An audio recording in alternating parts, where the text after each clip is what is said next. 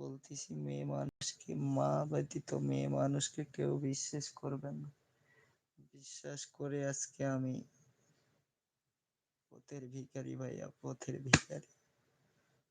জীবনে যাটুকু করেছি বৌসলের জন্য সব তুচ্ছ করে দিয়ে করেছি, তাও যেন বৌসল ভালো থাকে, সুখে শান্তিতে থাকতে পারি। আমার শ্বশুর শাশুড়ি সব আমার নিঃস্ব করে দিল ভাই, শ্বশুর শাশুড়ি সব নিঃস্ব করে দিল আমার। আমার জীবনে যাটুকু ছিল সব কিছু নিঃস্ব করে দিয়েছে ভাই।